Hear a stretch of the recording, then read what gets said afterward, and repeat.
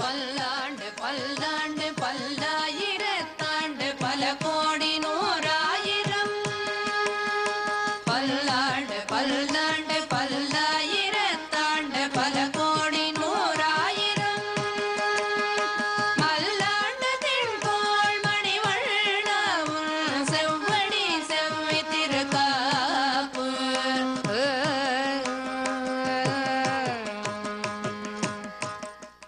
அஸ்மத்குருசமாரம்பாம் யதிசேகரமத்யமாம் லக்ஷ்மீவல்லபபர்யந்தாம் வந்தே குருபரம்பராம்.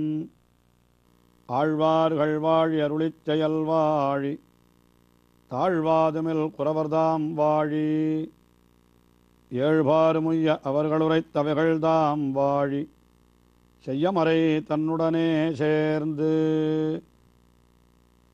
திருமங்கை ஆழ்வார் இந்த உலக வாழ்க்கையிலே தாம் படுகின்ற வேதனைகளை எல்லாம் எம்பெருமானிடத்திலே எடுத்து விண்ணப்பித்து கதறுவதாக அமைந்திருக்கிறது இந்த பெரிய திருமொழி என்கிற திவ்ய பிரபந்தத்துடைய இறுதி பதிகம்.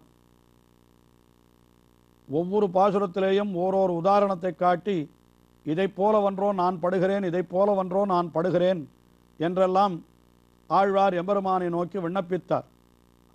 ஆற்றங்கரை வாழ் மரம் போல் அஞ்சுகின்றேன், பாம்போடு ஒரு கூரையிலே பயின்றார் போல் அஞ்சுகின்றேன் என்று இப்படி உதாரணங்களை சொல்லிக்கொண்டு வந்தார். உடனே எம்பெருமான் என்ன செய்தான்? ஆழ்வாரே, உமக்குத்தான் மயர்வர மதியம் அருளினோமே, உமக்கு நல்ல ஞானத்தை உண்டாக்கி நாம் வைத்திருக்கிறோமே, அப்படி இருக்கிற பொழுது நீர் ஏன் இன்னும் கிடந்து படுகிறீர் என்று எம்பெருமான் கேட்டான் போலும். இந்த சம்சாரத்திலே தான் உம்மை வைத்திருக்கிறேன் என்பது உண்மைதான், ஆனாலும் கூட உம்மை மற்றவர்களைப் போல் நான் வைக்கவில்லையே, உனக்குத்தான் விசேஷமான ஞானத்தை நான் உமக்குத்தான் கொடுத்திருக்கிறேனே என்று எம்பெருமான் சொன்னான் போலும்.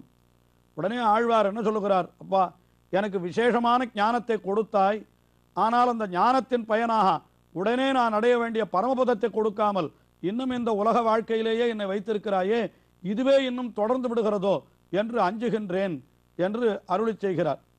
அதற்கு மிக அழகான ஒரு உதாரணமாக இடையனெறிந்த மரமே ஒத்திராமே என்று இந்த பாசுரத்திலே தெரிவிக்கிறார். படை நின்ன பைந்தாமரையோடு அணிநீளம் அடை நின்னலர வயலாலி மணாளா இடையனெறிந்த மரமே ஒத்திராமே அடைய வருளாய் எனக்கொந்தனருளே.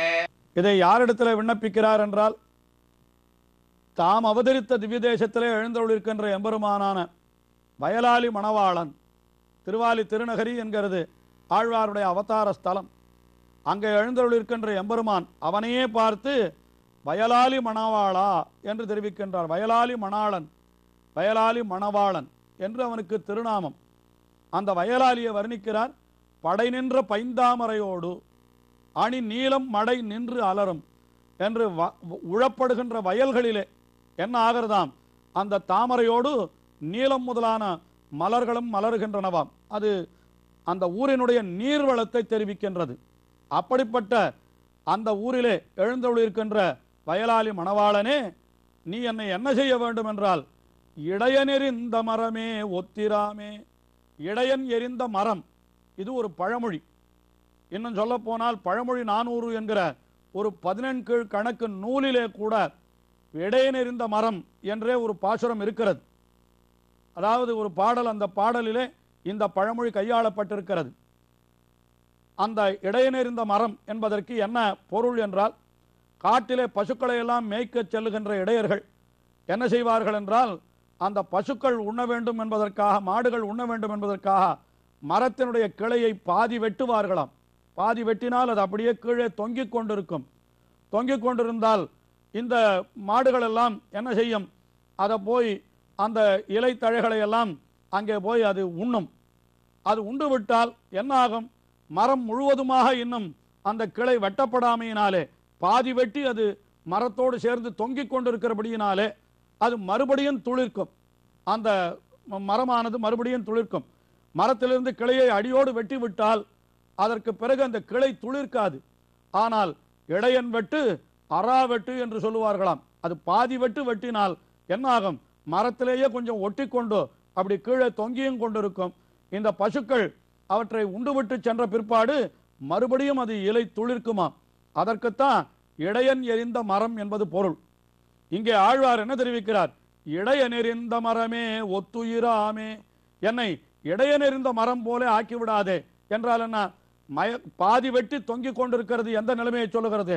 ஆழ்வார் மயர்வர மதிநலம் அருளப் பெற்று நல்ல ஞானத்தோடு திகழ்கிறார். ஆனாலும் அந்த கிளை இன்னும் மரத்தோடு ஒட்டி கொண்டிருக்கிறபடியினாலே அது மறுபடியும் துளிர்க்கிறது அல்லவா? அதுபோல இன்னும் இந்த சம்சாரத்திலேயே வைத்திருக்கிறபடியினாலே எனக்கு இன்னும் இந்த சம்சாரமே வந்து மேலிட்டு விடுகிறதோ என்று ஆழ்வாருக்கு அச்சம் ஏற்படுகிறதாம். அதனால எம்பெருமானை பார்த்து இப்படி அரைக்குறையாக என்னை விட்டு வைக்காமல் என்ன பண்ண வேண்டும்? என்னை அடையவருளாய், எனக்கு முழுமையான அருளை கொடு நீ. நான் உன்னை அடையும்படியான அருளை நீ எனக்கு செய்ய வேண்டும். இடையன் இருந்த மரம் எப்படி அரைக்குறையாக அது வெட்டப்பட்டும் இருக்கும், அதே சமயத்திலே மரத்திலே ஒட்டி கொண்டிருக்கும், ஒட்டி கொண்டிருந்தால் மறுபடியும் துளிர்க்கும். அதுபோல என்னை நீ இந்த சம்சாரத்திலே இன்னும் வைத்திருக்கிறபடியினாலே மறுபடியும் என்னிடத்திலே சம்சாரமே துளிர்த்து விடுமோ என்று அஞ்சுகின்றேன். ஆகையினாலே இடையனிருந்த மரமே ஒத்திராமே, எம்பெருமானே அப்படி ஆகாமல் என்னை ஒத்திராமே என்றால் அப்படி ஆகிவிடாமல் அடைய வருளாய், எனக்கு உன்னை வந்து அடையும்படியாக எனக்கு நீ அனுகிரகத்தை செய்ய வேணும் என்று இந்த பாசுரத்திலே பிரார்த்தித்துக் கொண்டார். அடுத்தபடியாக 7வது பாசுரத்திலே அந்த எம்பெருமானை பார்த்து ஆழ்வார் என்ன தெரிவிக்கிறார்? எம்பெருமானே, நீ குணவாளன் அல்லாதவனாய் இருந்தாலும் உன்னை தவிர எனக்கு வேறு புகழ் இல்லை. அதாவது தம்முடைய அனன்ய கதித்துவம், அந்த எம்பெருமானை தவிர வேறு யாரையும் தாம் பற்றாதவர் என்பதை மிகவும் அருமையானதொரு உதாரணத்தை காட்டி அந்த எம்பெருமானை சரணம் புகுகிறார். வேம்பின் புழு வேம்பன்னி உண்ணாதே அடியேன் நான் பின்னும் உன் சேவடி அன்னினயவே தேம்பலிடந்திங்கள் சிறபிடித்து ஐவாய் பாம்பினனை பள்ளி கொண்டாய் பரம் சோதி. வேம்பின் புழு வேம்பன்றி உண்ணாது என்கிறார். அதாவது வேப்ப மரம் அதிலே சில புழுக்கள் இருக்குமாம். அந்த புழுக்கள் என்ன செய்யும் என்றால் வேப்பம்பழத்தைத்தான் உண்ணும். அது வேறு எந்த பழத்தையும் உண்ணாது. வியாக்கியானத்திலே காட்டுகிறார், கரும்பை கண்டால் சாகும் என்கிறார். கரும்பு என்பது மிகவும் இனிமையானது. ஆனால் இந்த வேப்பம் பழத்திற்கு என்று இட்டு பிறந்த புழு இருக்கிறதே, அது அந்த வேப்பம் பழத்தைத்தான் சாப்பிடுமே தவிர கரும்பு இனிமையானது என்றாலும் அதன் கிட்டையே செல்லாது, அதன் அருகிலேயே செல்லாது. வேம்பின் புழு வேம்பன்றி உண்ணாது என்கிறார். அதிலும் முக்கியமாக அது எதற்காக இங்கே சொன்னார் என்னால், எம்பெருமானே எனக்கு தேனே பாலே கண்ணலே அமுதே என்று சொல்லும்படியாக மிகவும் இனிமையானவனாக நீ இருக்கிறாய் என்பது உண்மைதான். ஆனால் உனக்கு இந்த இனிமை இல்லாது போனாலும் உன்னை தவிர எனக்கு வேறு புகழ் கிடையாது. ஏனென்றால் நான் அப்படிப்பட்டவன் என்று தம்மை தெரிவித்துக் கொள்வதற்காக வேம்பின் புழு எப்படி வேம்பன்றி உண்ணாதோ அதுபோல அடியேன் நான், நீ எனக்கு அருள் செய்தாலும் சரி அருள் செய்யாவிட்டாலும் சரி களைவாய் துன்பம் களையாதொழிவாய் களைகண் மற்றிலேன் என்று நம்மாழ்வார் அருளி செய்தார் போலே இங்கே என்ன தெரிவிக்கிறார் இவரும்? அடியேன் நான் பின்னும் உன் சேவடியன்றி நயவேன், உன்னுடைய திருவடிகளை தவிர நான் வேறொரு இடத்திலே போய் பற்ற மாட்டேன். அதாவது எம்பெருமானுடைய திருவடிகளை காட்டிலும் இனிமையானது ஒன்று உண்டு என்று ஒருத்தன் ஒருவேளை சொன்னாலும் கூட நான் உன்னுடைய திருவடிகளை தவிர வேறொரு திருவடியை பற்ற மாட்டேன் என்பதை தெரிவிக்கும்படியாக வேம்பின் புழு எப்படி வேம்புக்கு என்று இட்டு பிறந்த புழுவானது அந்த வேம்பை தவிர மற்றொன்றை உண்ணாதோ, அது வேம்பு கசக்குமே என்றால் அந்த புழுவுக்கு அதுதான் உத்தேசம், அதைத்தான் தனக்கு விருப்பமாக கொண்டிருக்கிறது என்பது போலே நானும் கூட உன்னுடைய திருவடிகளைத்தான் கொண்டிருக்கிறேன் எனக்கு என்று என்றால் அப்பொழுது எம்பெருமானுடைய திருவடி வேம்பு போல கசக்குமோ என்ற கேள்வி கேட்க வேண்டாம். அது மிகவும் விரசமான கேள்வி. எம்பெருமானுடைய திருவடி என்கிறது மிகவும் இனிமையானதுதான். ஆனால் ஏன் அப்படி சொல்லுகிறார் ஆழ்வார் என்றால், அப்படி இனிமை இல்லாவிட்டாலும் கூட அதை தவிர அவனை தவிர தனக்கு வேறு புகழ் இல்லை என்பதை இந்த பாசுரத்திலே மிகவும் அழகாக ஆழ்வார் தெரிவிக்கிறார். அதிலேயும் உடன்பாட்டிலே தெரிவித்தால் கிடைக்காத பொருள் எதிர்மறையிலே கிடைக்கிற பொழுது அது இன்னும் விசேஷமாக இருக்குமாம். அதாவது கரும்பின் புழு கரும்பை உண்ணும் என்று சொன்னால் கரும்பையும் உண்ணும் மற்றொன்றையும் உண்ணும் என்று கிடைக்கும்.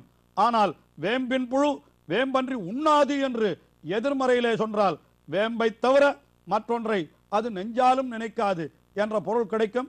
அதைத்தான் ஆழ்வார் இங்கே காட்டுகிறார் என்று மிக அழகாக பெரியோர்கள் உரையிட்டிருக்கிறார்கள். அப்படி உன்னையே நான் பற்றி இருக்கிறேன், ஆகினாலே எம்பெருமானே நீ எனக்கு துயர்களை போக்கி அருள வேணும். எப்படி போல என்றால் தேம்பல் இளந்திங்கள் சிறை விடுத்து என்று மிகவும் தேய்ந்து கொண்டு வந்தவனான சந்திரன், அவனுக்கு தக்ஷனுடைய சாபத்தாலே அவன் கலைகளையெல்லாம் சந்திரன் இழந்து அவன் இருந்த பொழுது எம்பெருமானுடைய அனுகிரகத்தாலே அவனுக்கு அந்த சாபம் நீங்கி அவனுக்கு கலைகள் வளர்ந்தன என்று புராணங்கள் சொல்லுகின்றன. அதை சொல்லுகின்றார் இந்த இடத்துல. தேம்பல் இளந்திங்கள், அவனுடைய இளந்திங்கள் சந்திரன் அவனுடைய சிறை விடுத்தாய், அவனுடைய துன்பத்தை போக்கினாய். ஐவாய் பாம்பினனை என்று அந்த ஆதிசேஷனாகிற படுக்கையிலே பள்ளி கொண்டாய் பரஞ்சோதி, சயனத்து கிடப்பவனே என்று இந்த எம்பெருமானை சொல்லுகிறார். ஆஹா, உன்னையே பற்றி இருக்கின்ற ஆதிசேஷனுக்கு எப்படி உன்னையே கொடுத்தாயோ, உன்னை வந்து சரணமடைந்த அவனுக்கு எப்படி, சந்திரனுக்கு எப்படி அவனுடைய கயத்தை போக்கினாயோ, அதுபோல எம்பெருமானே எனக்கும் இந்த சம்சாரத்தை போக்கி உன்னுடைய திருவடிகளையே நீ கொடுத்தருள வேணும். உன்னையே அன்றோ நான் பற்றி இருக்கின்றேன்.